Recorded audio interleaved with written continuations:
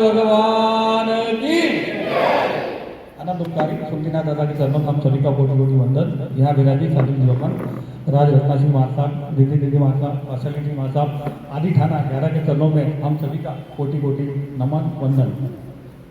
आज हम लोग एकत्रित हुए, आप सबको पता है पर्यूषण महापर्व हम लोगों ने बड़े उल्लास उत्साह उमंग के साथ में संपन्न किया। ये सब संपन्न होने में किसका सबसे बड़ा हाथ था? हमारे साधु जी भगवान का, जिन्होंने हमारे में इतना उल्लास भरा, जोश भरा कि हमने 8 दिन नहीं पूरे पिछले 50 दिन जबरदस्त धर्ममय वातावरण के अंदर पूरा कार्य किया हुआ है। लेकिन इस बीच एक थोड़ी श्री संघ के लिए जो हानि हुई है, थोड़ी नहीं बहुत बड़ी हानि हुई है।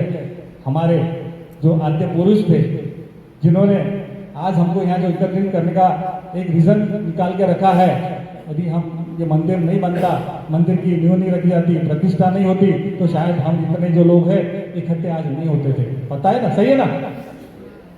तो ऐसे महापुरुष जिनका हमारे पर छत्र छाया थी हमारे ऊपर, वो आज हमारे बीच नहीं है। साहित्य ने अभी बोला सहयोग और वियोग, ये बात तो सही है, लेकिन जिनका अपने ऊपर छत्र छाया होती है वो यदि जाते हैं तो उसका वियोग रहता तो है 100%।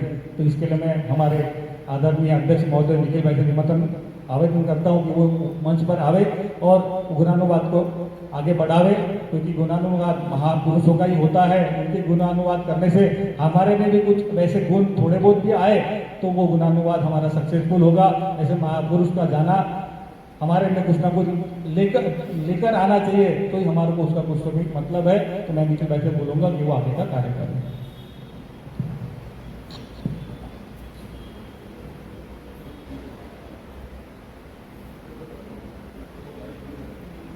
परम पूज्य राजमाता श्री साध्वी जी भगवान उपस्थित और सभी को जय जिनेन्द्र। अवश्य जो मेरे धर्म पिता थे वो कुछ दिन पहले ही हम सबको जन शासन को छोड़ के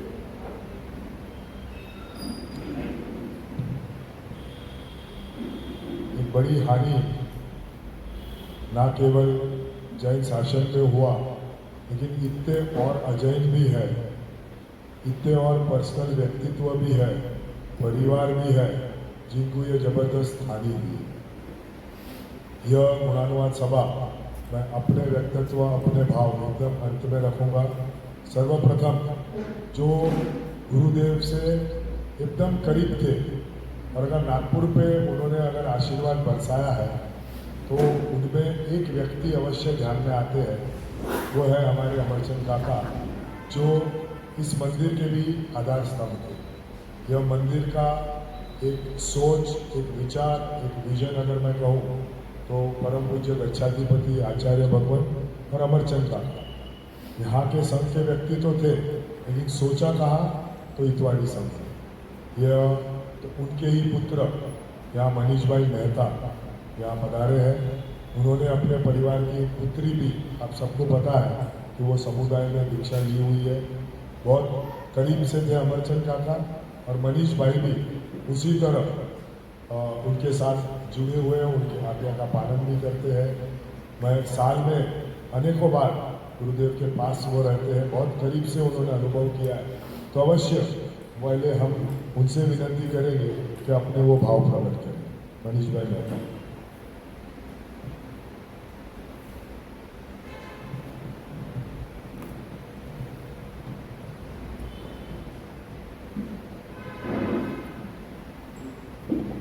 बोलिए सुमतीनाथ भगवान की। परम पूज्य गुरुदेव गच्छाधिपति श्री राजेश सुरेश्वर जी महाराज साहब के चरणों में कोटि कोटि वंदन करता हूँ। यहाँ उपस्थित साध्वी वर्या राजरत्ना श्री जी आदि थाना के चरणों में कोटि कोटि वंदन करता हूँ।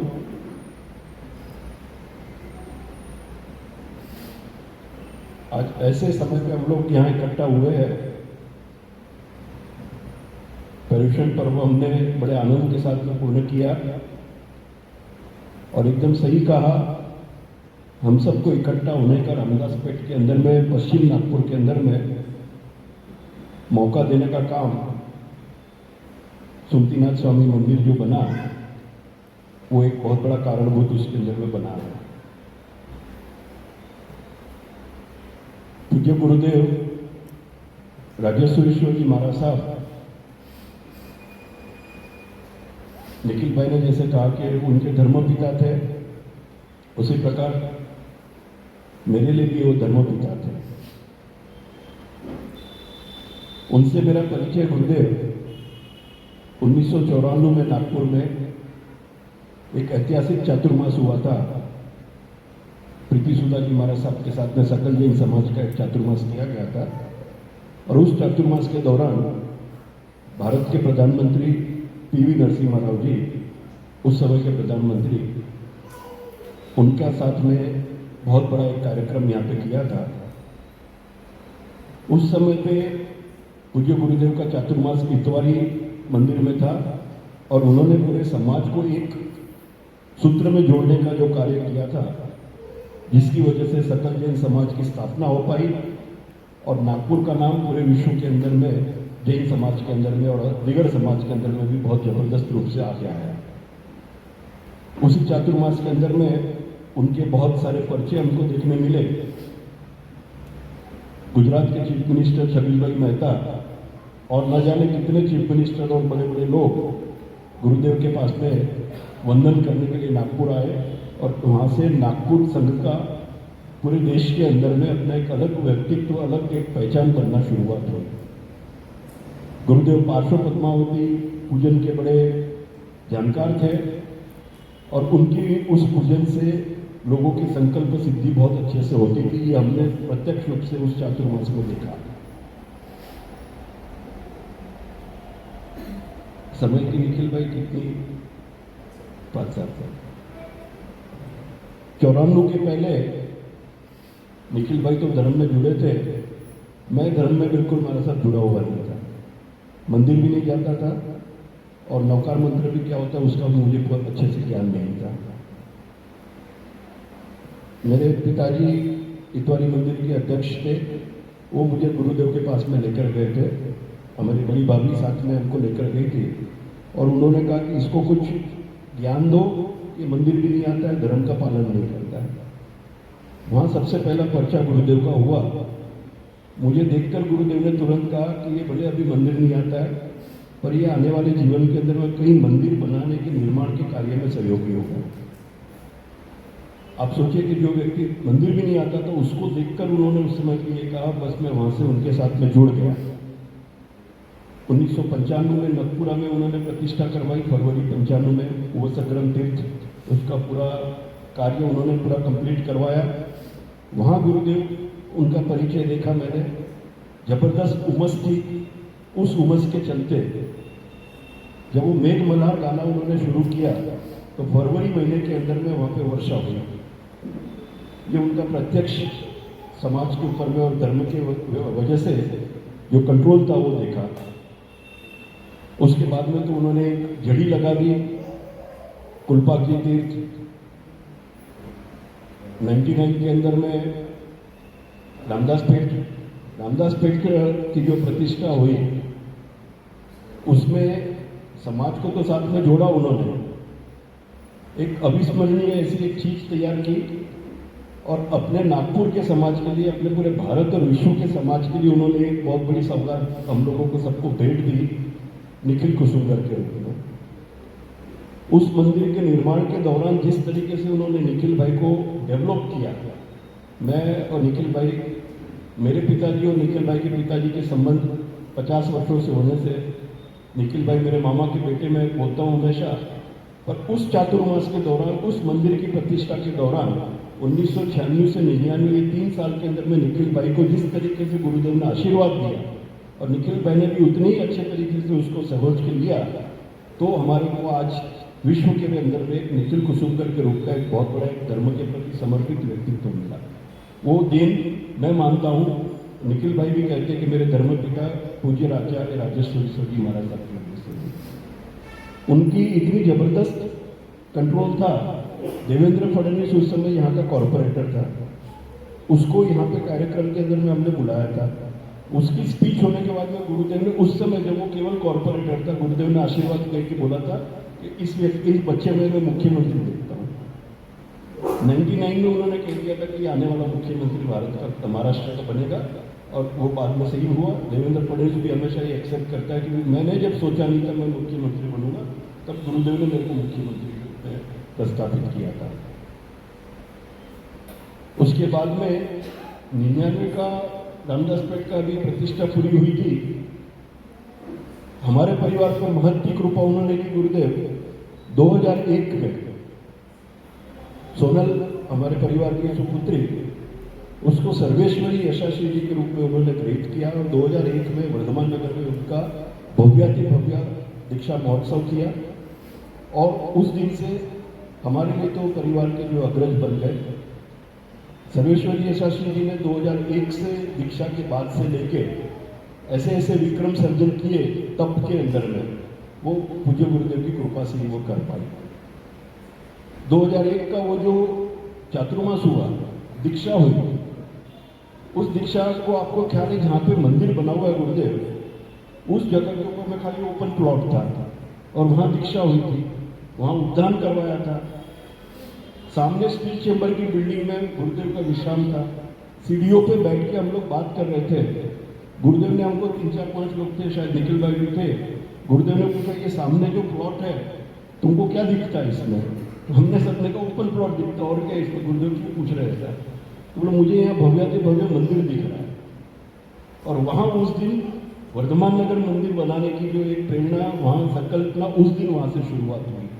और 99 के चातुर्मास में 99 की प्रतिष्ठा के बाद में बहुत कठिन था। 2005 में तो बहुत कम समय के अंदर में नागपुर जैसे क्षेत्र में सब पैसा इकट्ठा करना, सबको इकट्ठा करना, सभी प्रकार के लोगों को साथ में लेना, सभी गज को साथ में लेना, और गुरुदेव ने वो असंभव कार्य करके दिखाया। आज भी आप देखेंगे तो संभवनाथ मंदिर वर्धमान नगर में लब्धिसूरी महाराज की भी मूर्ति है और दादा गुरुदेव की भी मूर्ति है। ये एक ऐसा असंभव सा जो एक कार्य होता है वो गुरुदेव ने करके दिखाया। और ये हमारे नागपुर के ऊपर में एक जबरदस्त उनका जो है वो एक उपकार है नागपुर के समस्त संघ के ऊपर में। 2007 में गुरुदेव ने दादर में बहुत काफी सपोर्ट किया। महाराज साहब ने वहाँ पे 45 उपवास का ये किया था तब। हैदराबाद में एक जबरदस्त उन्होंने चातुर्मास 2008 में किया। 2008 में ही नवंबर के अंदर में हमें हमारे पूज्य पिताश्री जैन रत्न अमरचंद भाई मेहता देवलोक को सिधार गए, और उस समय हमारा पूरा परिवार में एक बहुत विडंबना से गुजर रहा था। तो पूरे परिवार को संभालने का काम हमारे धर्मपिता गच्छाधिपति गुरुदेव राजर्षि स्वर्गीय महाराज साहब ने किया। उसी दिन मैंने तय कर लिया था गुरुदेव कि जैसे पिता का अग्नि संस्कार पुत्र ही करता है, तो 2008 में पूज्य जैन रत्न अमरचंद भाई मेहता का अग्नि संस्कार मैंने किया। और अभी 2025 के अंदर में गुरुदेव राजेश्वरी स्वर्गीय महाराज साहब का, गच्छाधिपति राजेश्वरी स्वर्गीय महाराज साहब के अग्नि संस्कार का भी लाभ प्रभु कृपा से, उनकी कृपा से उन्होंने जाने के बाद में भी मेरे ऊपर में आशीर्वाद रखा और वो लाभ मुझे ही दिया उन्होंने। वहाँ उन्होंने मुझे ये बताया कि तू मुझे अगर पिता मानता है तो मैं भी तुझे पुत्र मानता हूँ, ये लाभ तुझे ही मिलेगा। सामने निखिल भाई हाजिर थे, सामने बहुत सारे मजबूत लोग थे, तो प्रभु की कृपा से न केवल अंतिम संस्कार परंतु वहाँ पे गुरु मंदिर बनाने का, जहाँ अंतिम संस्कार हुआ उसी जगह पे गुरु मंदिर बनाने का भी लाभ हमारे परिवार को गुरुदेव ने दिया। उसके बाद तो उन्होंने विक्रम की जड़ी लगा दी। पालीताना में 2010 में चातुर्मास, जहाँ गुरु सर्वेश्वरी यशाश्री जी ने 45 से बढ़कर 51 उपवास किए। 2011 में वहाँ पालीताना से बेंगलोर गए, चिकपेट मंदिर की प्रतिष्ठा किया। सर्वेश्वरी महाराज ने वहाँ 111 उपवास का कार्य किया और 111 उपवास के कार्य के अंदर में वहाँ भव्याति भव्य महोत्सव किया। उस 111 उपवास के अंदर में मुझे अभी भी याद है कि जीवदया के लिए गुरुदेव ने वहाँ पे कहा कि 111 उपवास के उपलक्ष्य पर अगर जीवदया का कुछ करना है, मंदिर का साधारण का और बाकी शुभ कार्यों का कुछ करना है, आधे घंटे के अंदर में 111 करोड़ रुपए वहाँ पे इकट्ठा हुए थे। दिलीप भाई सुराणा माइक्रो लैब में तो वो कार्यक्रम चालू था और उसी समय पे 18.5 करोड़ रुपए का चेक ला के हाथ में दिया। ये राजेश्वरी महाराज साहब जिसको हम सब प्रेम से पूरी दुनिया राजा महाराज कहती थी, ये उनके पुण्य का प्रताप था। चिकपेट का मंदिर, उसके बाद में वाराणसी का प्रॉब्लम उन्होंने सुलझाया, कुलपाक जी का जीर्णोद्धार उन्होंने किया, वनछरा तीर्थ, खेदरा तीर्थ, बालेश्वर तीर्थ और न जाने कितने ऐसे तीर्थ हैं जो उन्होंने वहाँ पे बनाए हैं, जीर्णोद्धार किया है। सांता क्रूज के अंदर में महाराज साहब ने जब चातुर्मास किया तो फिर सर्वेश्वरी महाराज साहब को आशीर्वाद दिया, वहाँ 81 उपवास का उन्होंने ये किया। उसके बाद में सर्वेश्वरी महाराज साहब ने उनको कहा कि भाई अभी मैं इससे संतुष्ट नहीं हो रही हूँ, मुझे या तो 180 उपवास से ऐसी कोई तप करने की मेरे पे ये कृपा करो।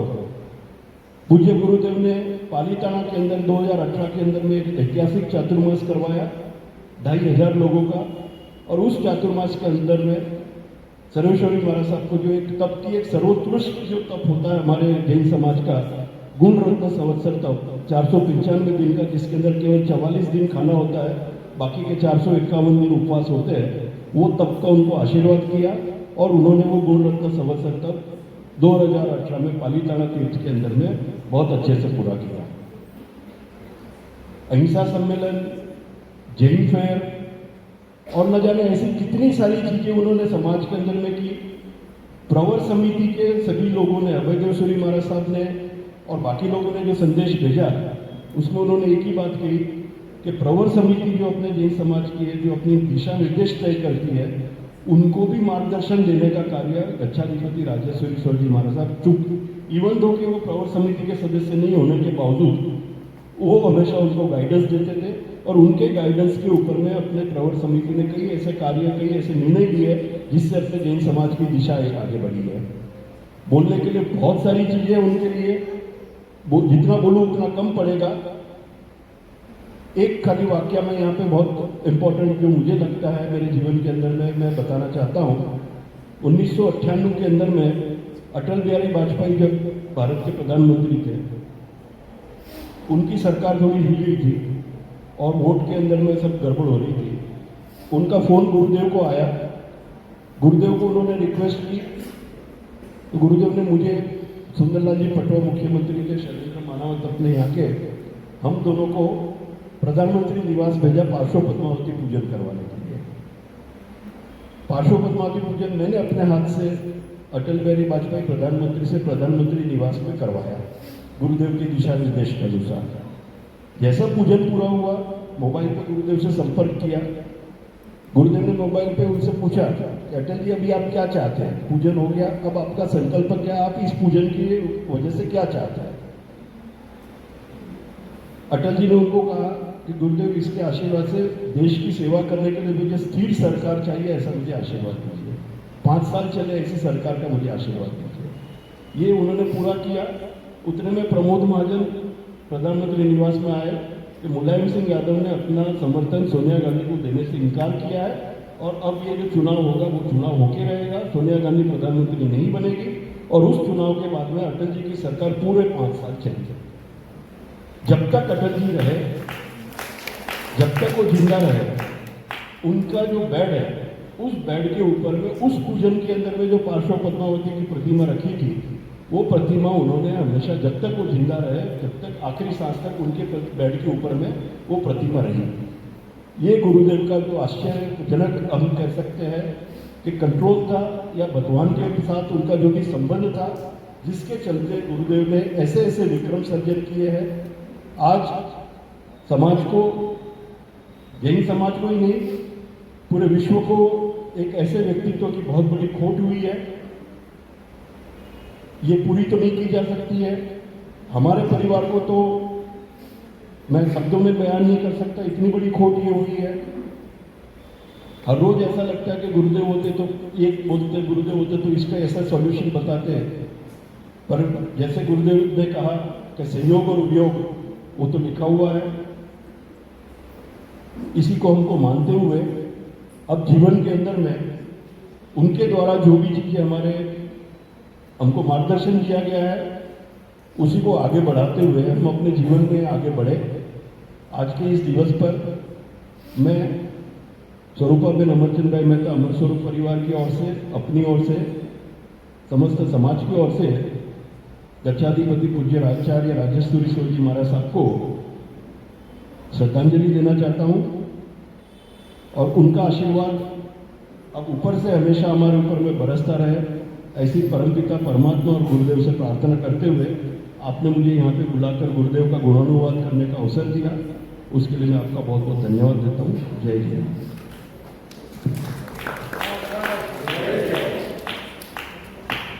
धन्यवाद मनीष भाई। बहुत करीब से गुरुदेव के साथ कई विषयों पे चर्चा होती थी। मैं और मनीष कई बार गुरुदेव के साथ में कई अलग अलग शासन के कार्य थे, उसमें हम लोग गुरुदेव से बड़े सरलता से और एकदम मित्रता से उनके साथ चर्चा होती थी। आगे एक्चुअली तो जगदीश भाई को पहले बुलाना था, वो बुखार में थे, फीवर में थे, लेकिन उनका भी गुरु की तरफ ये समर्पण था कि नहीं, अगर आज गुणानुवाद सभा है तो मैं ज़रूर पधारूंगा। वो पहले मुझे दिखे नहीं, इसके लिए मैंने मनीष भाई को बुला लिया। अब मैं रिक्वेस्ट करूंगा, जिनके जीवन में परिवर्तन गुरुदेव की वजह से हुआ है, ऐसे जगदीश भाई से मैं विनती करूंगा कि वो अब सभा को संबोधित करें।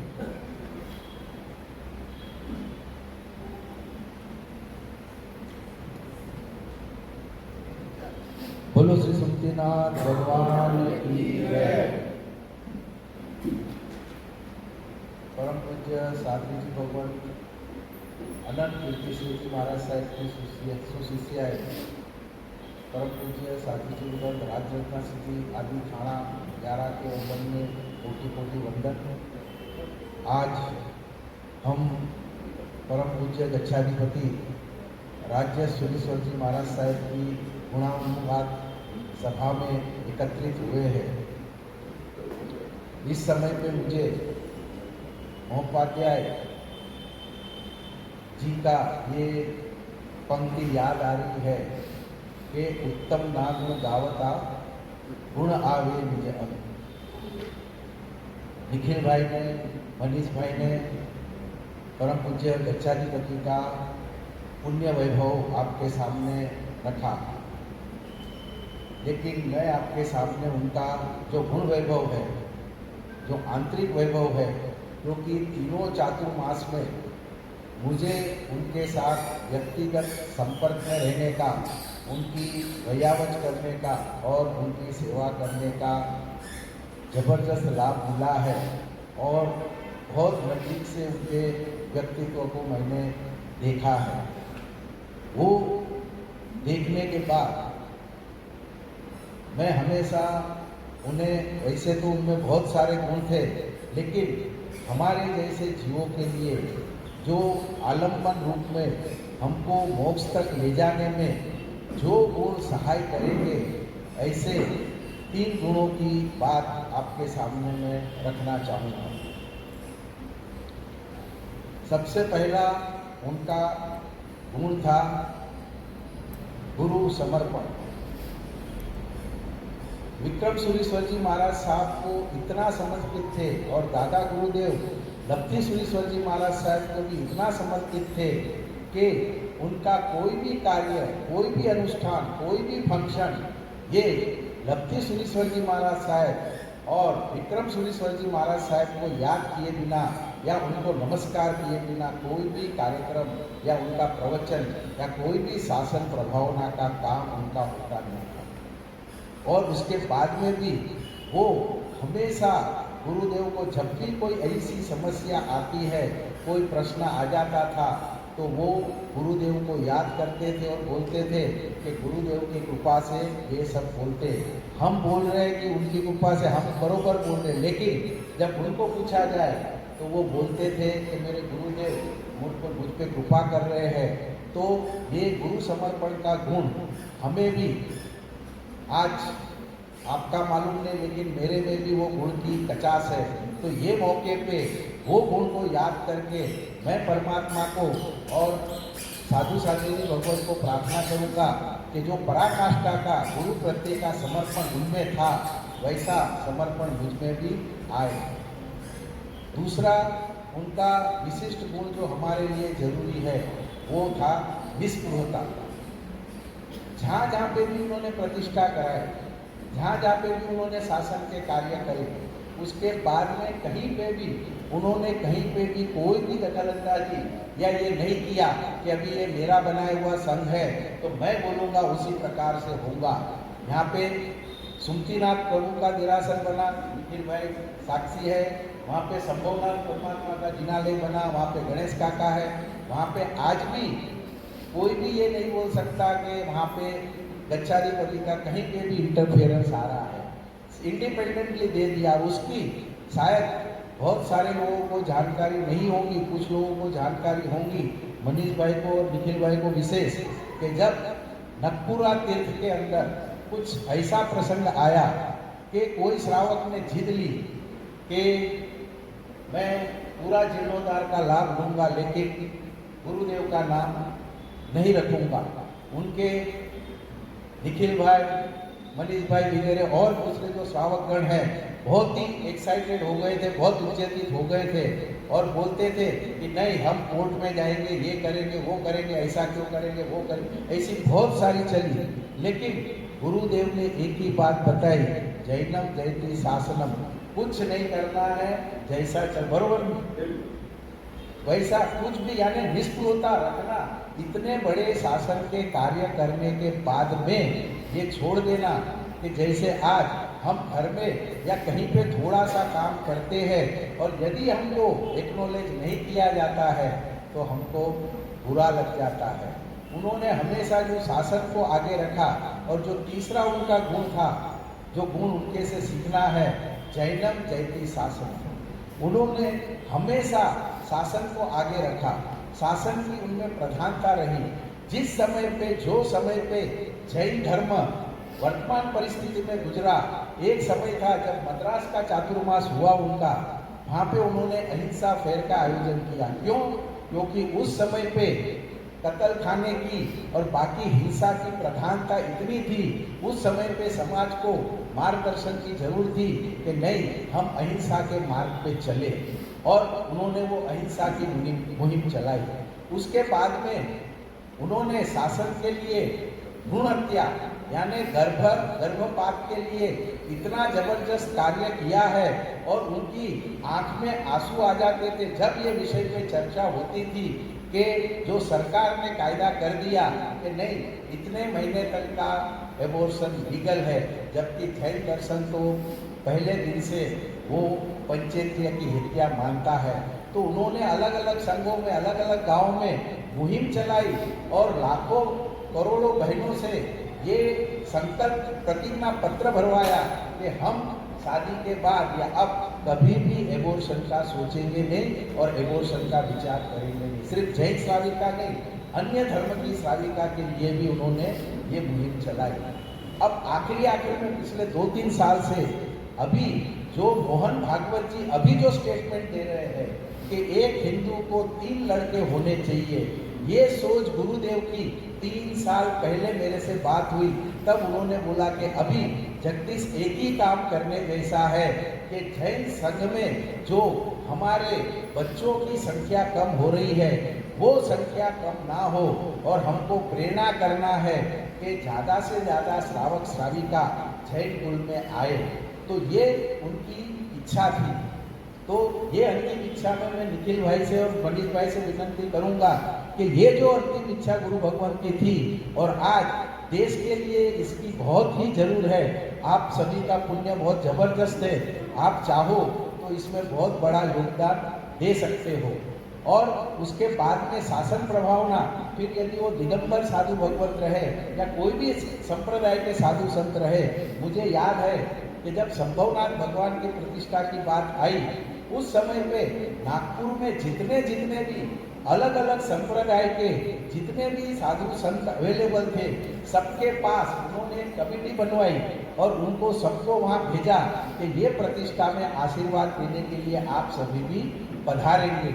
और जब यहाँ से विदर्भ में से आखिरी विहार उन्होंने गुजरात की तरफ किया, तब जो वो अंतरिक्ष तीर्थ पहुँचे, मुझे अभी भी याद है उस दिन 14 का दिन था और उस दिन गुरुदेव गच्छाधिपति राजराजेश्वरी जी महाराज साहब और दिगंबर के तरुण सागर सिंह जी महाराज साहब का उस समय पे और दिगंबर के जो जिन्होंने हमारे ऊपर केस डाला है वो व्यक्ति वहाँ पे हाजिर थे और उनके साथ मीटिंग हुई।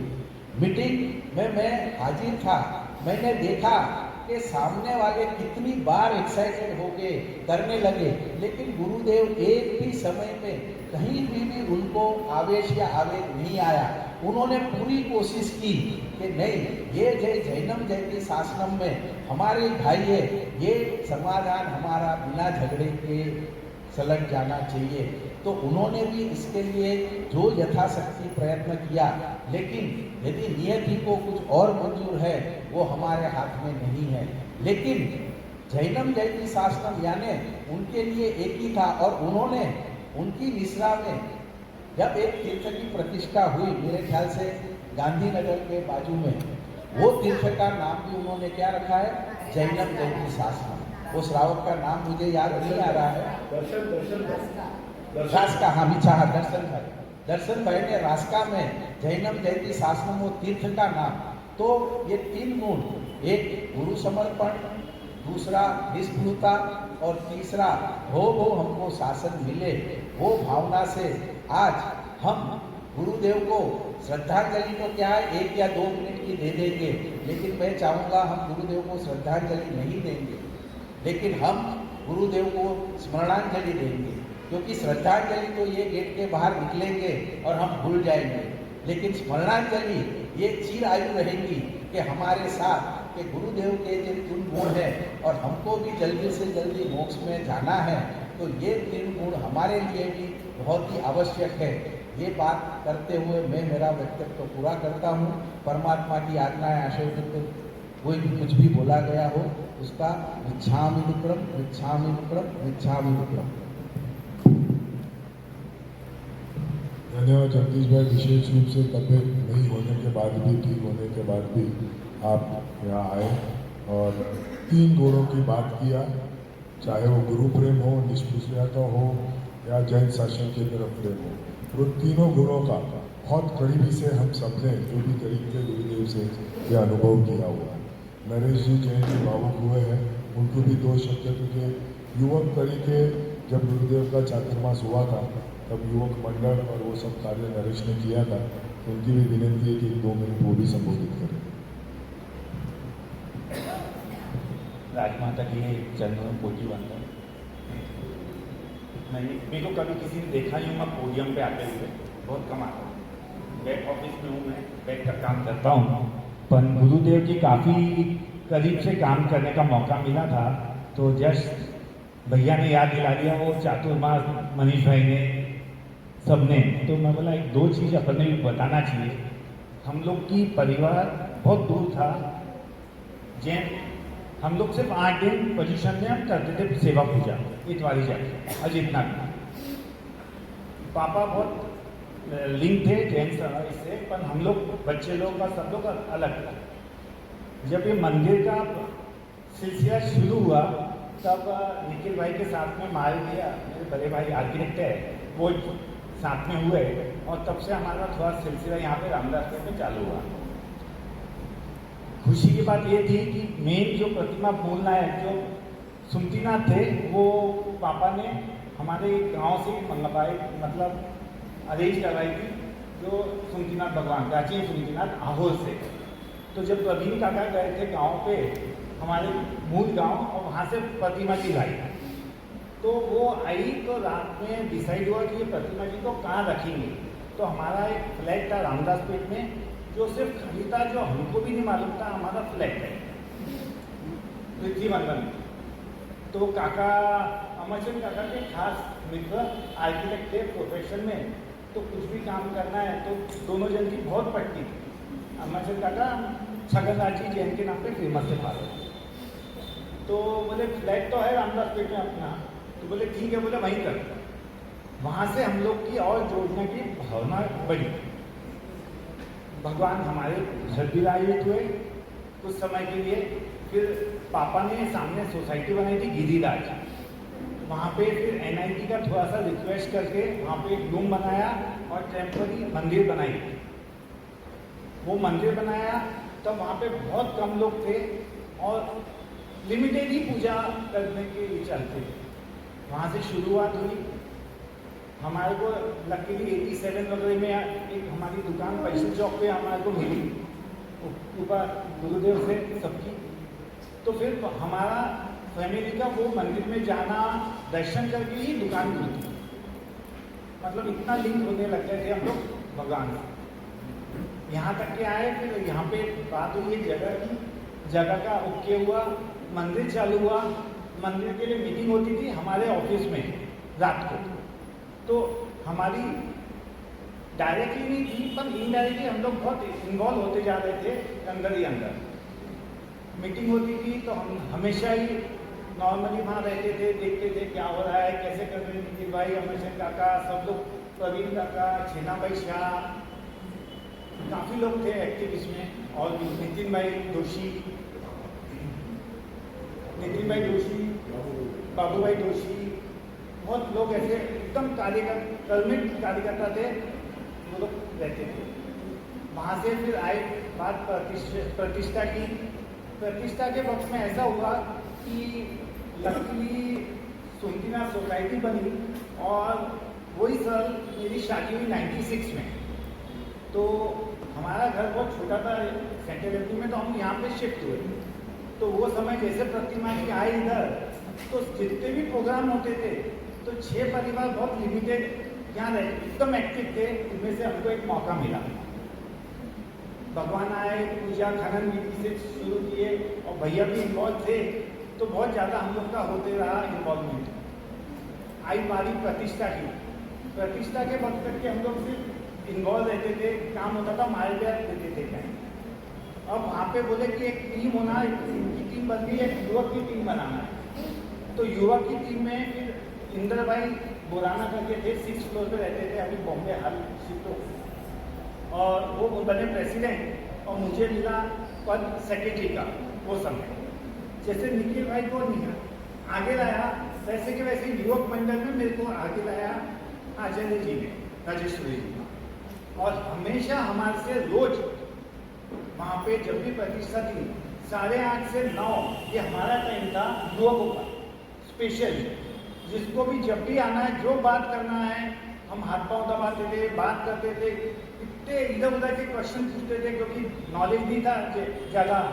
तो भी साहिब जी ने कभी हमारे को ये नहीं किया, आराम से एकदम समझाते थे। और अगर बहुत पर्सनल क्वेश्चन था तो बोलते थे कि कल इतने बजे ऐसा करना, आ जाना। हमने प्रतिष्ठा में पूरा दिल लगा के काम किया। युवक मंडल ने हमको एक बोली भी मिली, शायद भगवान के माँ बाप बनने की, बहुत बड़ी समझी की मिली। माँ बाप शायद निखिल भाई बने थे, हाँ निखिल भाई कुसुमदा परिवार को वो मिली और हमको समझी की मिली। और हम दोनों आमने सामने रहते थे उस समय, मतलब 2nd फ्लोर पे थे। तो मतलब इतना जोश था, सब था वो समय भी हमारे में। अभी भी मेरे को पूरे चित्र याद आ रहे हैं। वेद महाराज साहब सामने में शारदा जी के बंगले पे रुके थे और हम लोग इतनी एक्टिविटी करते थे। कभी रात को 10 बजे भी गए तो साहिब जी का हमारे को कहीं ये नहीं था कि एंट्री नहीं है, आराम कर रहे हैं, मतलब फ्री एंट्री हम लोग के लिए, युवक लोग के लिए थी। और वो जैसा प्रतिष्ठा हुई तो हमने बोले साहब अब क्या, तो बोले कुछ नहीं, बोले जैन फेयर करना है। जैन फेयर हमको तो मालूम ही नहीं था क्या है क्या नहीं है वो समय। फिर हमको और चॉइस किए, अनिल भी आ गया था वो समय, अनिल जैन करके, वो इंद्र भाई के यहाँ पे एज अ मैनेजर था, बॉम्बे से ये शिफ्ट हुए थे अनिल भाई। तो अब इंद्र भाई थोड़े से बिजी रहते थे, तो इंद्र भाई ने फिर हमको सजेशन किया, प्लानिंग की हमने, मैं और अनिल हमको भेजे जलगांव में बाफना जी के यहाँ पे, जिनके पास जैनिज्म के बहुत अच्छा एक लिपि और बहुत अच्छी बनाई हुई थी जैन फेयर के बारे में। हम लोग को मालूम नहीं था। जलगांव मेरे को अनिल को, हम जलगांव गए, उनके यहाँ गए, तो उन्होंने जीवन कराया, हमको बहुत सारी चीज़ें दिखाई। अब हमको तो समझ भी नहीं रहा था उतना कुछ, ज़्यादा बहुत देखे हमने। फिर हमको एड्रेस दिया उन्होंने, बॉम्बे चले जाओ, बोले बॉम्बे में एक और जगह यहाँ यहाँ ऐसा ऐसा है। जलगांव से वहाँ से बात किया हमने नागपुर इंद्र भाई को, बोले आधे रास्ते पहुँच गए और आगे चले जाओ। हम चले गए बॉम्बे। बॉम्बे में 2-3 लोगों से मिलाए उन्होंने, तो एक जगह ऐसी जगह भेजा जिनके बंगले में मुझे नाम याद नहीं है। उन्होंने बोला क्या करना है तुमको, क्या अनुभव है।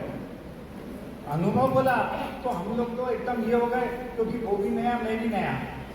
मैंने बोला अनुभव नहीं है, करेज बहुत है, हम कुछ भी कर सकते हैं, इतना मालूम मुझे।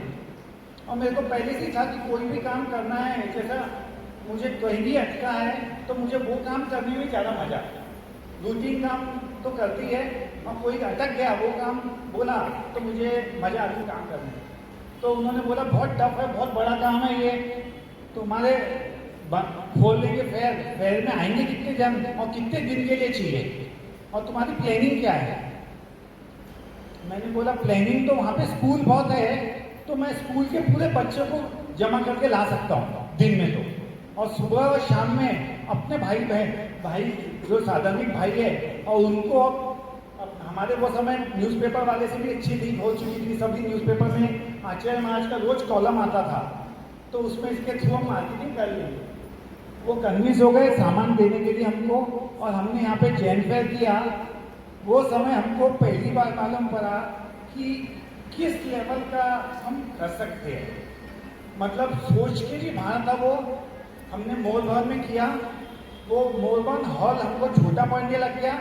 3 दिन बाद हमने 7 दिन का किया, 3 दिन बाद हमने उसका और एक्सपेंशन किया, पूरे बाहर की जो एरिया थी पार्किंग एरिया वहाँ पे चालू करा और एडिशनल, और स्कूल के बच्चे लोग ने इतना लाभ लिया, इतना अच्छा लगा। आज वो दिन सोच के आचार्य का कि आचार्य जी ने हमको इतना आगे लाया और निखारा, वो सही में दिल से उनको श्रद्धांजलि देता हूँ और याद करता हूँ कि हम कहाँ थे और आज कहाँ पहुँचे। इसमें का एक आपका बहुत बड़ा आशीर्वाद है, और आप सभी को धन्यवाद, मेरा शांति से सुना और मुझे इतना वक्त दिया। Thank you.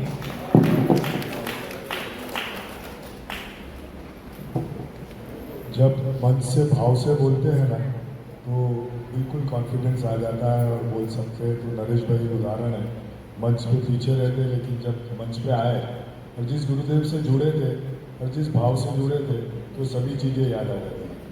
ज़्यादा समय नहीं है, लेकिन ऐसे गुरुदेव हैं जिनके रामदास पीठ के ऊपर ज़बरदस्त उपकार रहा है। इस संत पे यहाँ बैठा हुआ हर व्यक्ति भले उनसे मिला नहीं होगा, लेकिन आप एक समझ लीजिए कि अगर धर्म से हम जुड़ रहे हैं और जो भी कार्यक्रम हो रहे हैं पिछले 25-28 साल से, तो उसके पूरे में हर जगह गुरुदेव का आशीर्वाद है। क्योंकि जो जिस तरह से उन्होंने प्रतिष्ठा की, अभी साथी जी भवन ने कहा कि किस तरह से संघ की उन्नति हुई है, और केवल नागपुर नहीं, जहाँ भी इन्होंने तीर्थ स्थापना किया हो या संघ की स्थापना किया हो वहाँ उन्नति हुई है।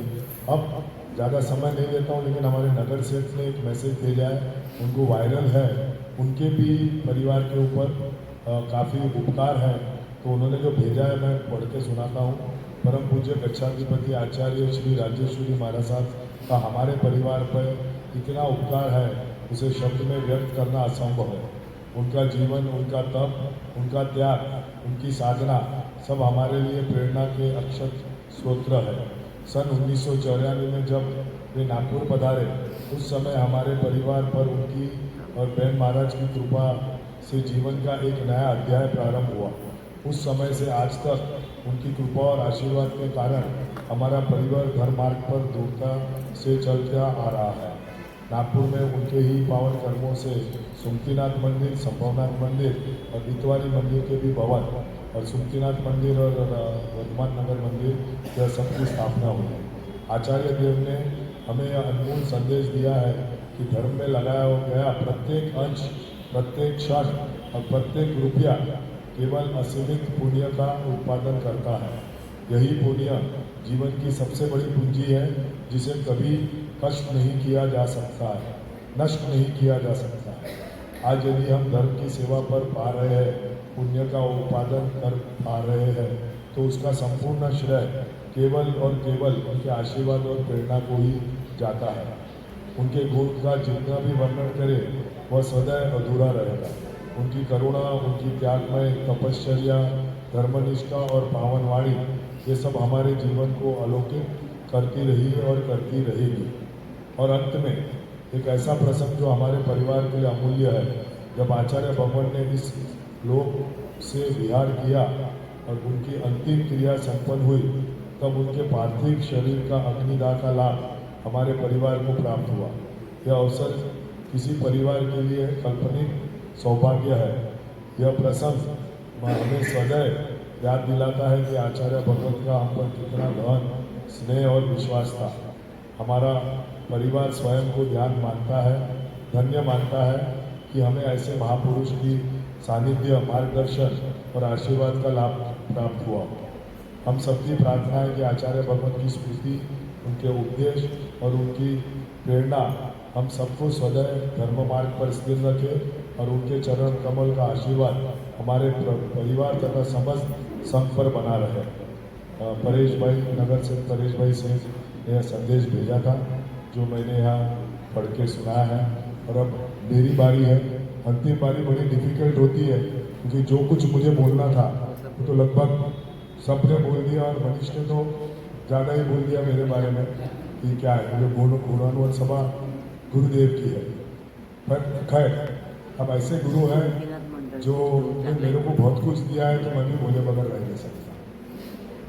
1994 यहाँ नागपुर के लिए एक विशेष रहा कि ऐसे ऐसे लोगों को गुरुदेव ने यहाँ धर्म परिवर्तन में कर दिया कि जो शायद कभी सपने में भी नहीं सोच सकते थे कि हमको जैन शासन में मिलके इस तरह से कार्य करना। उनमें का एक मैं हूँ।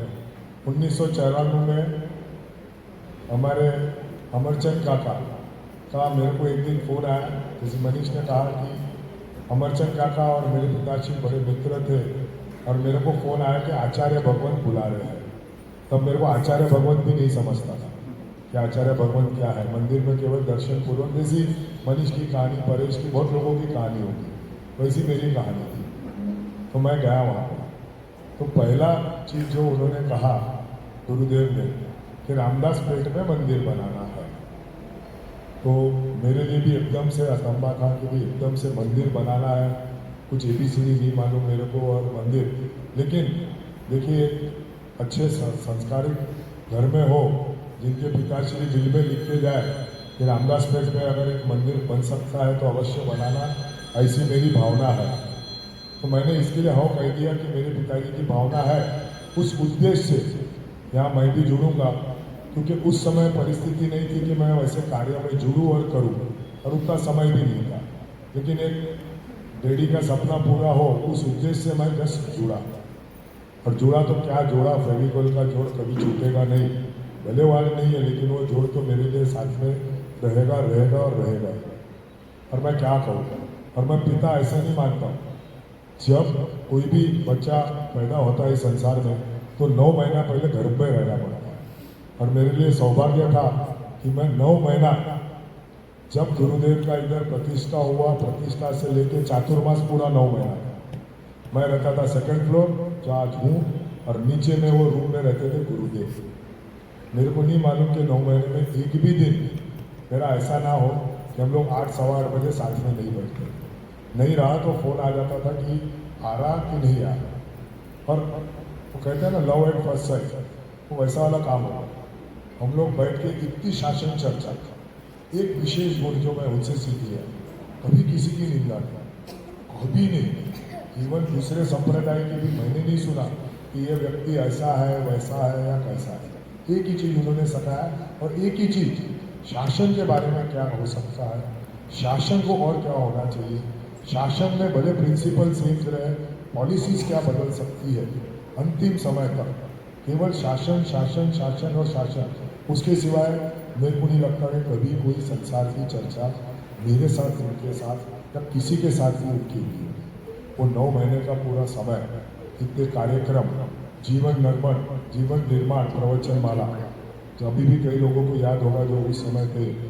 गुजरात भवन में हमने, जैसे निस्बास बूटी भवन था, उस समय हमें गुजराती समाज के अंदर किया था।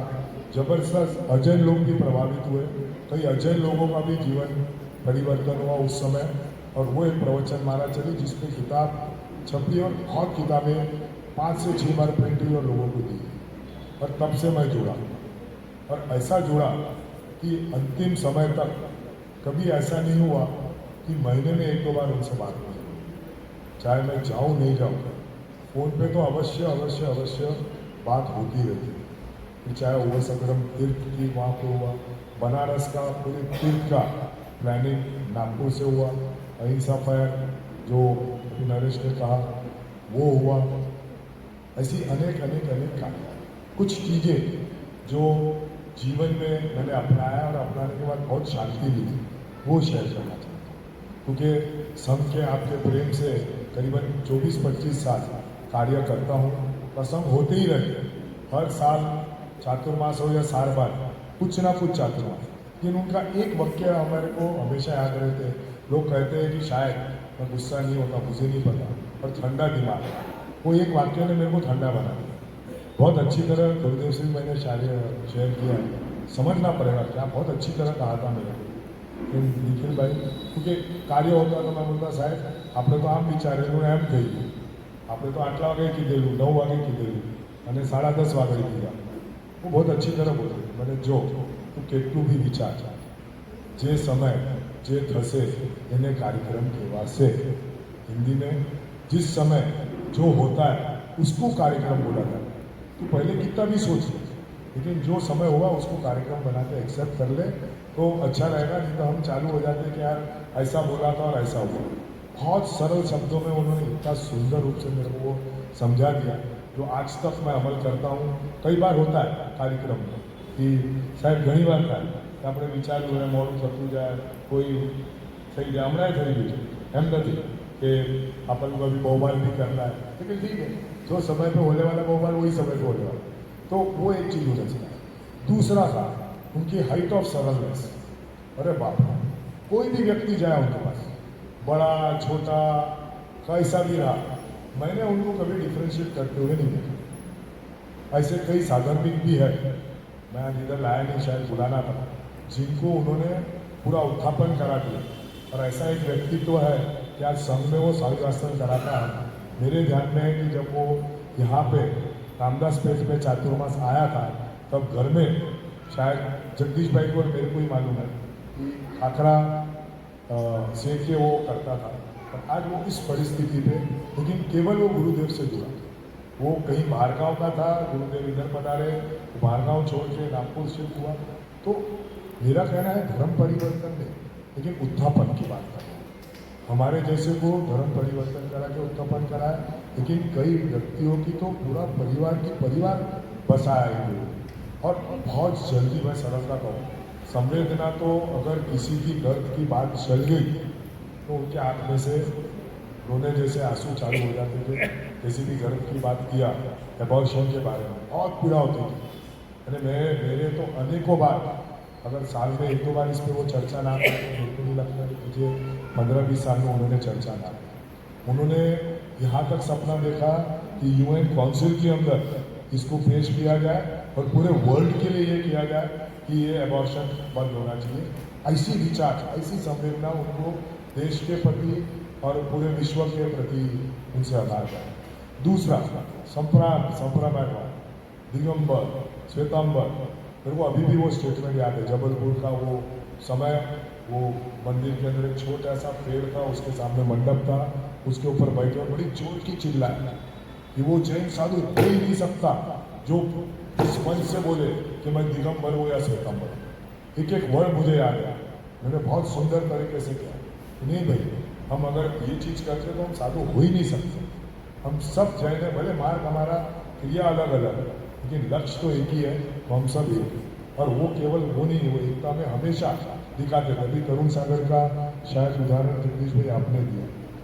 जब तरुण सागर महाराज साहब, क्योंकि अंतरिक्ष जी आप सबको पता है कि मैं करीबन बहुत अंदर से जुड़ा हुआ था कृपा से, देखिए मार्गदर्शन, और मैं जब भी कन्फ्यूजन में रहा तो मेरे लिए तो बाद में बताऊंगा कि आर कितने प्रिय है, लेकिन अभी गुरुदेव के बारे में बता रहा हूँ कि उनसे मेरी बात हुई कि तरुण सागर महाराज साहब के साथ उनका एक एग्रीमेंट हुआ। मेरे को फ़ोन आया था कि वो मिल रहे हैं, रास्ते में है, क्या करना है। तो मैंने बोला कुछ नहीं करना है, दिगंबर में और श्वेतांबर हमको कुछ नहीं करना है, हमको कुछ नहीं चाहिए। आप लोगों को भी जानना जरूरी है कि हम क्यों झगड़ते हैं। कई लोग मेरे को आके बोलते, हम कोई झगड़ नहीं रहे, हमारा एक ही कहना है कि हम लोग साथ में चल रहे थे 60 साल से, उसी तरह हम चल सकते, बस बाकी कुछ भी नहीं करना। तो तरुण सागर जी महाराज साहब भी तो बोले इसमें क्या प्रॉब्लम है, दिगंबर समाज में भी वही करना चाहिए। तो एक एग्रीमेंट था, मैंने गुरुदेव को इतना ही कहा, मतलब कोई डिमांड नहीं है, इतना लिखवा लो कि जो 60 साल से चलता था वैसा आगे भी चले और द्वार खोल दे। बोले ये तो बहुत आसान है, मतलब बस उतना ही चाहिए। उन्होंने तो बनवा लिया, मिले, लिखवा लिया, साइन करा लिया, पूरे जगह वायरल हो गया। तुरंत दिगंबर समाज पहुंचा और तरुण सागर महाराज साहब को पीछे से जो भी उन्होंने कहा वो उनकी जाने, लेकिन तरुण सागर महाराज साहब ने पूरी बातचीत पलटा तो दिया, लेकिन वनी के मंच से उन्होंने ये कहा कि श्वेतांबर समाज के ट्रस्टी स्वार्थी है, उनको इंटरेस्ट नहीं है, उनको अपना पर्सनल इंटरेस्ट है, ऐसा करके बहुत अशब्द भरे मन से उन्होंने कह दिया। वहाँ तक तो सब ठीक हो गया। हम लोग क्योंकि कम में थे, माइनॉरिटी में, और तरुण सागर जी महाराज साहब के हजारों लोग रहते थे, हमने कोई विरोध नहीं किया। लेकिन उससे ज़्यादा क्या हो गया कि तरुण सागर महाराज साहब का चातुर्मास नागपुर तय हुआ, और वो तय हुआ सकल जैन समाज के अंडर में, जहाँ विजय बाबू नोएडा प्रेसिडेंट और मैं सेक्रेटरी था। वो यवतमाल में जय बुलाया, मुझे पता नहीं था, तो ये सब चल रहा है जय बुलाना। मैं गया था बाद में, बोला ठीक है जय बुला दो। वो जय बुलाने के पश्चात विजय बाबू ने ये डिक्लेयर किया कि पूरा चातुर्मास नरेश पाटनी और निखिल कुसुमकर पूरे कोऑर्डिनेटर होते, और वो दूसरे दिन पेपर में छपा दिया। मेरे पास अभी भी पत्र है श्वेतांबर समाज के कई व्यक्तियों के कि तेरे को नाम कमाना है, इसके लिए तरुण सागर महाराज साहब से ये तो कर रहा है, ये नहीं होना चाहिए, श्वेतांबर समाज को इतना बदनाम किया है। मैं तो विडम्बना में करूँ क्या। उस समय मैंने गुरुदेव को फ़ोन किया, और देखिए कितनी अच्छी विजन और कितनी अच्छी सोच। बोले तेरे को अंतरिक्ष जी का सोल्यूशन लाना है। बोला मैं तो जुड़ा हूँ, हो सकता है, कोशिश तो कर रहा हूँ। तो बोले एक काम कर, ये मौका है तुझे दिगंबर समाज के साथ काम करके उनको समझने का, कि किसी को अगर उनको जीतना है, किसी के साथ समझौता करना है, तो उनको समझना बहुत ज़रूरी है। किसी ने कुछ भी कहा है उसकी मत सुन, मैं बोल रहा हूँ वो कर, बिल्कुल करा, पूरी उत्साह के साथ कर, और पूरा दिगंबर समाज को समझने का तुझे ये सबसे बढ़िया मौका है। और सच कहूँ, वो जब मैं अंदर गया तब ना निंदा करता हूँ, बट हम लोग बहुत बहुत बहुत बहुत अच्छे वो समाज को जब मैंने समझा, देखा कि उनमें कितने कितने कितने कितने कितने क्या है, मैं इस मन से ना कहना चाहता हूँ, ना आगे कहूँगा, लेकिन मुझे बहुत अच्छा मौका मिला समझने के लिए कि हम किससे कार्य करने जा रहे हैं। और वो मेरे को हेल्प किया कि नहीं, हमारे को कई सालों से यही होता था कि बैठो सेटलमेंट करो, हर साल में एक बार चक्कर खिला देते थे, लेकिन सेटलमेंट होता नहीं था। लेकिन उस चातुर्मास के बाद एक निश्चय कर लिया, नो मोर सेटलमेंट, अपन अपनी जगह मेहनत करो, अपनी मेहनत को उल्टी जगह जा रही। ये गुरुदेव का खास विशेषता, ये उदारता था कि हमारा कोई विरोधी नहीं है, विरोधी है तो उसे जीत लीजिए या उसे समझ लीजिए। क्या कहूँगा गुरुदेव की बात, अनेक अनेक बातें। और आखिर तक जब भी उनके साथ चर्चा करें तो अलग अलग विषयों पर वो पीड़ित रहते थे अंदर से कि हमें ये कार्य करना चाहिए, और ऐसा नहीं कि मैं ही करूँ। वो कहते थे कि भैया आचार्य भगवान रत्न सिंह महाराज साहब को उससे जाके मिल गया, सबको साथ में लेके काम करना, ये भी उनका एक गुण था। समुदाय के अंदर, जैन शासन के अंदर, इवन अजैन के लिए, सबके लिए उनको तो केवल यही था कि भैया जैन तो है, लेकिन दूसरा आया हुआ इंसान तो है, और पहले इंसान बनता है फिर वो जैन होता है। तो बोले मेरे लिए तो वो भी महत्व है। उस तरह से गुरुदेव के कार्य है। बोलने के लिए तो जैसे सबने कहा कि देयर इज नो लिमिट, जितना भी कहोगे उतना उनके बारे में कम रहना है। मेरे लिए विशेष तौर पर अगर मैं यहाँ खड़ा हूँ और मैं जब भी उनके यहाँ अलग अलग कार्यक्रम में मेरे को जाता था, मैं स्टार्टिंग में जब संबोधित करता था तो मैं यही कहता था कि मेरे धर्म पिता आचार्य भगवंत राजेश्वरी महाराज साहब और मेरे धर्म माता जी बहन महाराज साहब, ये दोनों के 9 महीने में गर्भ होके, और अगर मैं इधर खड़ा हूँ और कुछ कर रहा हूँ तो ये पूरे नींव पे अवश्य गुरुदेव का है कि जिन्होंने मेरे को यह लायक बनाया कि इस मन से और शासन के कार्य जो भी थोड़ा कुछ कर रहा हूँ उनमें उनका बहुत बहुत बड़ा है। अब मैंने कहा था कि आर के बारे में कहूँगा विशेष, अगर मैं मेरी बात कर लूँ तो मेरा आर से बहुत अच्छा संबंध है। एक तो रहे हमारे गुरुदेव राजेश्वरी महाराज साहब जो अंतिम समय, देखिए जब मैं अंतिम समय मिलने गया था 10 दिन पहले ही गया था, आनंद जी कल्याण जी पेड़ी की मीटिंग थी, तो मैं जैसे ही पहुँचता हूँ अहमदाबाद तो 2 घंटा पक्का गुरुदेव के साथ का फिक्स है जाना, और मैं पहले से बोल देता था। तो इस समय ऐसा एहसास हुआ मेरे को कि अब गुरुदेव से शायद मैं मिल पाऊंगा क्या, ये मन में ऐसी बात है। मैंने इतनी बार 25 साल में एक भी बार उनके साथ फोटो नहीं खींचा, एक भी बार आता मैं यूजुअली नहीं खींचा। लेकिन उस समय क्या भावना आई, बोला गुरुदेव इस बार तुम्हारे से मेरे से फोटो लेना है और आशीर्वाद भी लेना है। तो उनने मेरे साथ फोटो खिंचवाया, हाथ नहीं भी उठ रहा था तो उठा के मेरे सर पे आशीर्वाद दिया। जैन शासन के और आशीर्वाद यही होता है हमेशा, जैन शासन के कार्य जितना हो सके उतना करते रहना। तो अंतिम पल, अंतिम समय जो मैं उनके साथ था 10, 12, 15 दिन पहले, उस समय उनके साथ वो मेरे लिए स्मरणीय हो जाएगा कि लास्ट समय मेरे को उनके उस तरह से आशीर्वाद प्राप्त हो गया और उसके चित्र अब मेरे पास ऐसे सरल, स्वाभाविक, जबरदस्त, प्रभावशाली अनेक तीर्थों के तीर्थोद्धारक, चाहे जीर्णोद्धार बोलो, अनेक संघों के स्थापनाचार्य आज हमारे बीच नहीं है, लेकिन हमारी जवाबदारी बड़ी है। अवश्य जो मार्गदर्शन उन्होंने दिखाया है, अभी विकास महाराज साहब ने उनका अच्छा कार्य संभाला है, बहन महाराज भी साथ में तो है ही है, कोई सवाल ही नहीं। वो जो शासन के कार्य है उसको अच्छी तरह आगे बढ़े, ऐसी हम प्रभु से प्रार्थना करते हैं और हम सब यह प्रार्थना करते हैं कि उनसे आशीर्वाद मिले कि हम भी जैन शासन और धर्म के मार्ग में आगे से आगे बढ़े। यही सच्ची हमारी श्रद्धांजलि उनके तरफ है। मैं आर की बात कर रहा था, शायद मेरे पर्सनल लिए आर बहुत नजीक है। मेरी माता रसीदा बहन है, फिर मेरे गुरुदेव पहले राजेश्वरी महाराज साहब मिले, फिर मेरे को हमारे आचार्य भगवान रत्न सुंदर उनसे भी वही हुआ। फिर हमारे को और एक गुरुदेव है जिनसे मेरी चर्चा हमेशा होती रहती, वो कच्छाधिपति राजशेखर महाराज साहब, जिनके निश्रा में उपदान था, उनसे भी मेरी लगातार संपर्क। वो भी वैसे शासन के बारे में कुछ भी रहा, पर उनका तो बहुत ही बढ़िया है समय, रात के बिल्कुल 10 बजे कि पहले भी एक आधी बार अच्छी चर्चा शासन कर सकते। और अब चौथे बजे कौन आर से कौन अभी चौथे अभी राजभाषा। वैसे आर हमसे मिलते जाते हैं तो आर से मेरा थोड़ा अलग से लगाव है। तो जैसे इस बार भी आप सब कहते हो कि इतना अच्छा क्या है, मेरे लिए पर्सनली बात कर रहा हूँ सिर्फ, वो आर है ना, इसके लिए सब जम जाता हूँ ऐसा है। तो पुनश्च बहुत मामी 2 મિનિટ માટે બોલવું છે મને કહેવા માટે 2 મિનિટ સમય થયો છે કારણ કે બહુમાન પણ આવો છો।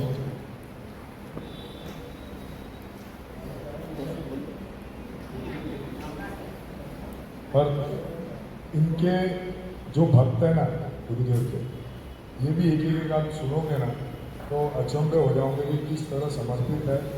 और क्या अभी जैसे अग्निदा की मनीष ने बात की, वो मैं भूल गया कि अग्निदा का मनीष ने लाभ लिया, लेकिन मौका उसने मेरे को भी साथ में दिया। ये भी उसकी उजारता है और वो मेरे को छोड़ता नहीं, जहाँ पे मिल गया वो मेरे को। और मेरे लिए देखिए ऐसे कल्याण मित्र अच्छा है, पैसे वो देते, लाभ मैं लेता हूँ, ये ऐसा हमारा रोल है। और तो वहाँ पे अग्निदान के समय और अंतिम समय में जो कार्यक्रम हुआ उसके तो खैर हमको रहना ही था, तो धर्म पिता की बात कर रहा हूँ और मामी ना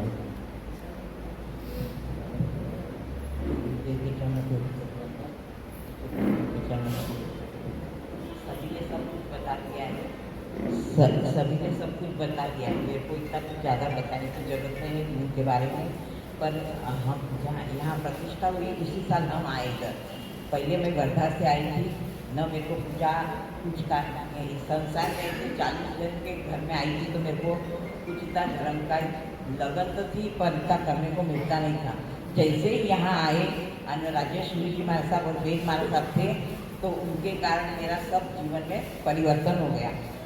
हरदम तीनों टाइम मैं महाराज साहब के पास जाती थी, उनका चौमासा था तो तीनों टाइम जाती थी उनके पास, वेद महाराज साहब के पास प्रतिक्रमण करने तो डेली जाती थी, एक दिन नहीं ऐसा महाराज साहब के पास नहीं गए। तो उनके कारण मेरे जीवन में भी बहुत परिवर्तन हुआ। पहले मैं सिर्फ संसार ही करी, फिर अब इधर आने के बाद 26 साल से और मेरा घर भी ऊपर ही मिला मेरे को, तो उसके कारण महाराज साहब का योग बहुत मिला, यानी सब तरह से लाभ मिलता था महाराज साहब का। तो उसके कारण बेन महाराज साहब और सब के वो बड़ा तो समझाते भी महाराज साहब के पास भी मैं तीनों टाइम वंदन करने जाती थी, तो महाराज साहब यानी अपने लग गए थे एकदम। और फिर दूसरी बार जब महाराज साहब आए ना, तब हमारे यहाँ पीयूष को लड़का हुआ, तो महाराज साहब के पास पूछने गई नाम क्या रखना है महाराज साहब, तो बोले मेरा आधा नाम रख दो। तो मेरा आधा नाम क्या, तो कि यश तो वो यश नाम रख दिया था। और सुमतीनाथ महिला मंडल है ना, उनका भी राजेश्वरी जी महाराज साहब के ऊपर बहुत बहुत उपकार, यानी उनका बहुत आशीर्वाद उपकार सब है सुमतीनाथ महिला मंडल पर। मैं भी उसी साल नई नई आई थी इधर, रसीला बेन उसकी ये प्रमुख थे एकदम।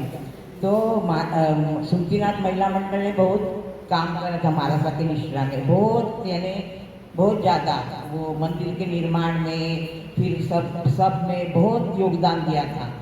तो सुमतीनाथ महिला मंडल बेन महाराज साहब भी हरदम बोलते थे, आने यहाँ रामदास पेट का सबसे सीनियर मंडल है सुमतीनाथ महिला मंडल ये। तो सुमतीनाथ महिला मंडल की तरफ से गुरुदेव को बुरी बुरी शुभकामनाएं। एक चीज जानकारी जो आप सबको रखनी चाहिए कि जो गुरुदेव ने नहीं कहा, लेकिन हम लोगों ने एक रेजोल्यूशन पास किया। ये 1997-98 में जब अमरचंद काका थे कि हमारे मंदिर के, देखिए क्या होता है कि जैन शासन का एक सिस्टम है कि अलग अलग गुरु भगवंत रहते हैं और अपने अपने विचार रहते हैं। तो हमने उस समय अपने मेमोरेंडम ऑफ एसोसिएशन में लिखा है इस मंदिर के मार्गदर्शक जैसे वो संगम में हमारे परम पूज्य आचार्य भगवत राजेश्वरी महाराज साहब रहेंगे, जाकि एक क्लियर कट लाइन से हम चले, जाकि कभी ऐसा भटके नहीं, कभी ऐसा भटके नहीं। जैसे हर संस्थाओं में एक जन चाहिए जो उसको मार्गदर्शन करे, तो ऐसे हमने उस समय कर दिया था। ये इसके लिए बताना हम जरूरी है कि कई बार नई नई सोचें हमारे पास आती थी। मेरे 25-27 साल में हमें बहुत ईजी पड़ा कि जब भी हमारे में कोई ऐसा सुझाव आता था जो हम कहते थे कि भाई हमारे को वहाँ से पूछ के बताना है और प्रॉब्लम हमारे सॉल्व हो जाती थी। तो ऐसे हमारे वो मार्गदर्शक थे परम जो कक्षाधिपति आचार्य भगवंत, अब उनके समुदाय के जो भी नेक्स्ट बनेंगे उस समय हम उनसे मार्गदर्शन लेते रहेंगे। अब अंत में सिर्फ भाभी में बोलूँ चल हाँ 1-2 मिनट, क्योंकि गुरुदेव ऐसा है कि जिन पे हमने बहुत कृपा है, वो थोड़े भाव इधर और प्रकट करना चाह रहे हैं उनका लोग, तो 2 मिनट जल्दी।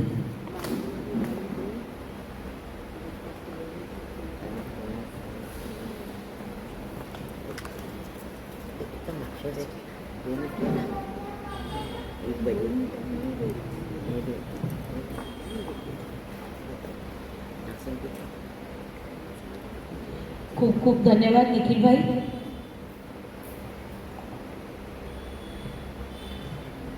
समय के अभाव में भी मुझे चांस दिया, खूब खूब धन्यवाद। बोलो सुमतीनाथ भगवान की जय। जैन जगत के परम वंदनीय, परम पूजनीय गुरु परंपरा के परम सौभाग्य, जैन शासन के ज्योति दीपक, परम उपकारी, परम पूज्य गच्छाधिपति आचार्य देव श्रीमद विजय राजेश्वरीश्वर जी महाराजा का देवलोक गमन हुआ। उनके चरणों में मेरा कोटिशः वंदन। यहाँ उपस्थित पूज्य साधुवर्या राजरत्नाश्री जी महाराज साहब एवं परिवार के चरणों में मेरा कोटि कोटि नमन और सभी उपस्थित भाइयों बहनों को मेरा सादर प्रणाम। पूज्य श्री ने अपने नेतृत्व में अनेक तीर्थों का, विहार धामों, जिनालयों, उपाश्रयों, भोजनशालाओं, स्थापत्यों का निर्माण, जीर्णोद्धार एवं अनेक संघ यात्रा, चातुर्मास, नवाणु यात्रा, उद्यान आदि जाने अनुष्ठानों की गंगा बहाई है। पूज्य श्री का जीवन त्याग, तपस्या, संयम यात्रा एवं करुणा वात्सल्य का अनुपम एवं ठोस उदाहरण है। ऐसे अपने गुरुदेव के लिए 2 लाइन 2 शब्द कहने की मन में बहुत इच्छा हुई, तो थोड़ा मेरा अपना ऐसा स्वार्थ भी लगा कि नहीं, उनके ये गौरव गुण गाना चाहिए कि जिन्होंने मेरे परिवार और मेरे स्वयं के ऊपर बहुत उपकार किया है। मैं बहुत ज़्यादा कुछ तो नहीं बोल पाऊंगी, बट मैंने जो उनको करीब से देखा है और मेरे जीवन में उन्होंने जो उनका आशीर्वाद रहा है, वो मैं एक पर्सनल बात कहना चाहूँगी कि जब उनका यहाँ पे चातुर्मास था तो उन्होंने एक स्कीम बनाई थी कि 8 उपवास के पचकान लेना। तो वैसे उन्होंने 4 मुहूर्त निकाले थे और उनका चातुर्मास तब यहाँ रामदास पेट में ही था। तो ये मेरे ख्याल से आप लोगों को ध्यान होगा ये बात के बारे में। तो जो उनका पहला मुहूर्त था 28 के पचकान के लिए, तो मेरी भावना हुई कि नहीं, मेरे को 28 करना है। तो मैं इतवारी से उस समय पचकान के लिए यहाँ पे उनके मुहूर्त के समय आई थी। तो उन्होंने पचकान दिया, फिर बाद में आशीर्वाद के समय वासक्षेप लेने जब उनके पास गई तो मैंने कहा, गुरुदेव 28 तो करना है और थोड़ा कुछ आगे भी बढ़ना है। बस मेरा उनसे इतना ही शब्द में वार्तालाप हुआ और उन्होंने कहा, आपने जो सोचा है वो आपका हो ही जाएगा।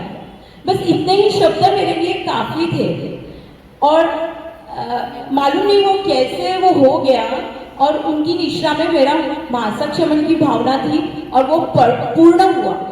तो वो दिन मुझे आज याद आ गया कि मैंने कभी सोचा भी नहीं था कि इतना कुछ मेरे से हो जाएगा। और दूसरी एक बात मेरे को और भी याद आती है, बहुत करीबी बात है वो भी।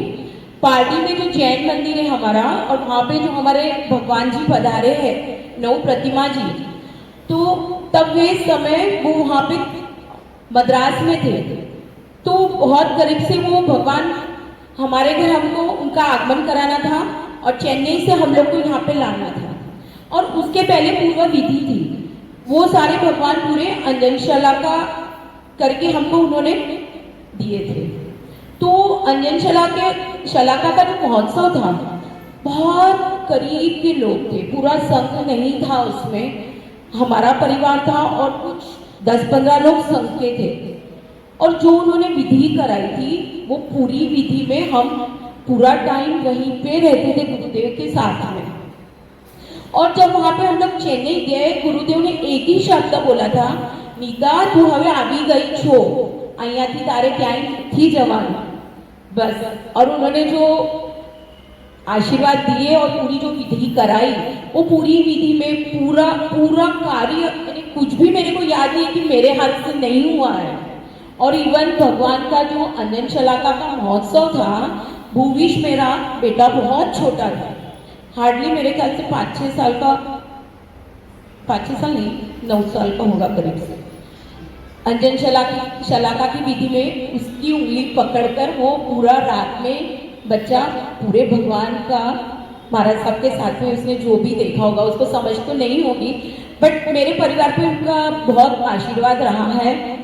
और एक बात शेयर करना चाहूँगी कि श्रावक ने उनको धर्म पिता माना था, तो उनके भी इतने आशीर्वाद रहे कि उन्होंने इनको धर्मपुत्र बनाया और जीवन में सर्वेश्वरी की दीक्षा के बाद में अनेक लाभ प्राप्त हुए। तो हमारा जीवन सही में सार्थक हुआ उन्हीं के आशीर्वाद से। आज सपोज मैं ये बात आपसे शेयर नहीं करती तो मेरे मन में उनको सच्ची श्रद्धांजलि देने का मौका मैं गवाती। और मैं आपका तहे दिल से आभार मानूंगी कि आपने मेरे को ये मौका दिया। खूब खूब धन्यवाद। मेरे शब्दों में कहीं भी कुछ कम ज़्यादा हुआ होगा तो त्रिविधे क्षमा। धन्यवाद।